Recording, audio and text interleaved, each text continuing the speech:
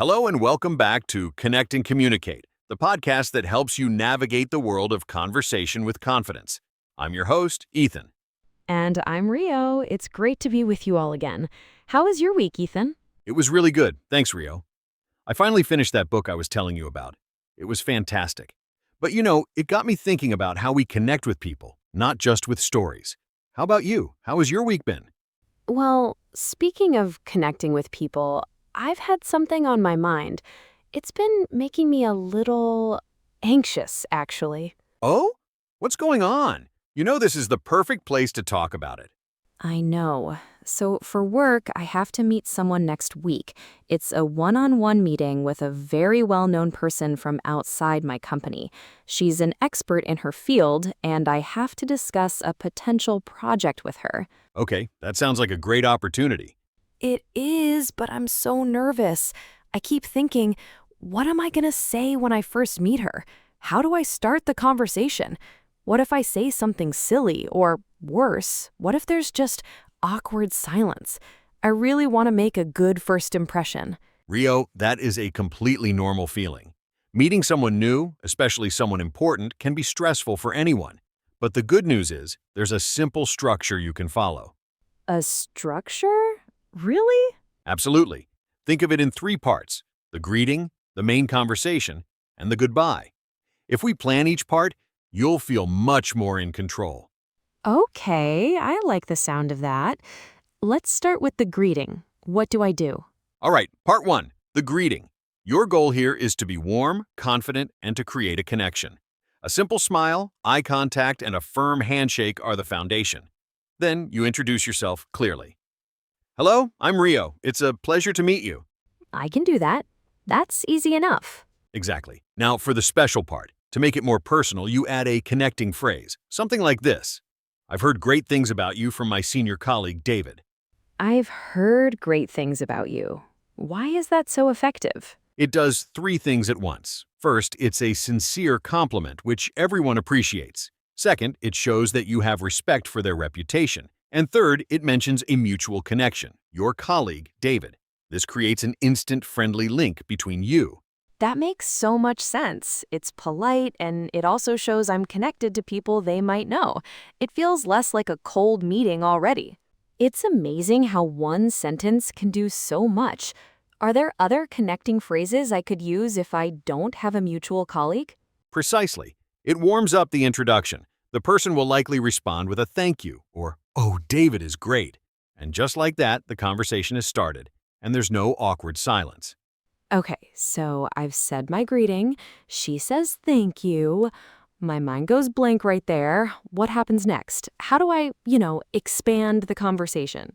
This brings us to part 2, the main conversation. Your next goal is to ask a good opening question. The best questions are open-ended, meaning they can't be answered with a simple yes or no. Right, not, did you have a good trip here? Exactly. A better question would be, how was your trip here? This invites them to share a little more. But we can do even better. To show you're prepared, you can do a tiny bit of research. Just 5 minutes on the internet. Research? Like what? Look for their company's recent news, or maybe a recent speech they gave. Then you can ask something specific. For example, I read about your company's new initiative on sustainability. What has been the most exciting part of that project for you? Wow, that is a great question. It shows I've done my homework and that I'm genuinely interested in her work. It does.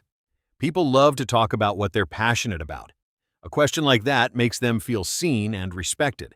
It opens the door to a much more meaningful conversation than just talking about the weather.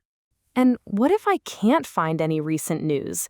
What's a good general question? A great, safe, and professional option is to ask about their recent activities. For example, you could say, "So, what have you been focused on recently?" Or, "Are there any exciting projects on the horizon for you?" Okay, I like that. What have you been focused on recently? It's simple, open, and professional. Yes. And the most important skill once you ask the question is to listen to the answer. Don't just think about what you're going to say next. Truly listen. The other person's answer will give you clues for your next question.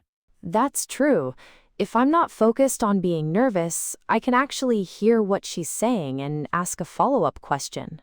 You've got it. Conversation is like a dance. One person takes a step, then the other responds. A good question is your invitation to dance.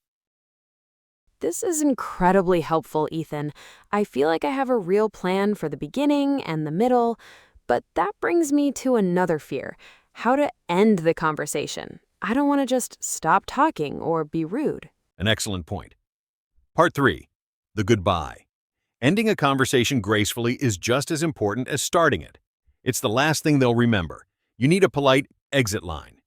Okay, what does that sound like? It signals that the conversation is coming to a close, and it does so with respect for their time.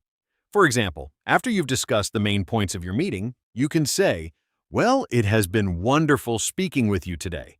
I know you have a busy schedule, so I won't take up any more of your time." Oh, that's so smooth. It acknowledges their importance without being awkward. Another good option is to link it to the future. You could say, "Thank you so much for your insights today. I'm really looking forward to our collaboration on this project." This ends the current conversation on a positive note while also looking ahead. I like that one too. It confirms the next step. After your exit line, you offer another handshake and a final warm goodbye. "It was a pleasure to finally meet you. Have a wonderful day." And that's it, a perfect, polite ending. Greeting, conversation, goodbye. A 3-part plan. This breaks it down so clearly. Instead of one big scary meeting, it feels like 3 small, manageable steps. Greet warmly, ask a thoughtful question, and then end politely. That's the secret. Preparation is the best cure for anxiety. When you have a plan, you don't have to worry about what to say. You can focus on the other person and have a genuine connection. I honestly feel so much better. I'm actually starting to look forward to the meeting now, instead of dreading it. Thank you, Ethan. You're very welcome, Rio. And for all our listeners out there who might be feeling nervous about meeting someone new, let's do a quick recap. First, the greeting. Start with a smile and a clear introduction. Use a connecting phrase like, "I've heard great things about you," to build an instant rapport. The connecting phrase. Second, expand the conversation. Ask an open-ended question based on a little bit of research or a general question about their recent work. Then listen carefully to their answer. Right. Listen more than you talk. And third, the goodbye. Use a polite exit line that shows respect for their time, like, "I know you're busy, so I won't keep you." And with a final handshake and a warm, "Have a great day." I hope that simple plan is as helpful for our listeners as it was for me. I'm sure it will be. Communication skills are like any other skill. The more you practice, the easier they become. Definitely. Well, that's all the time we have for this episode of Connect and Communicate. Thanks for tuning in. Join us next time as we explore another aspect of making meaningful connections through conversation. Until then, take care. Goodbye, everyone.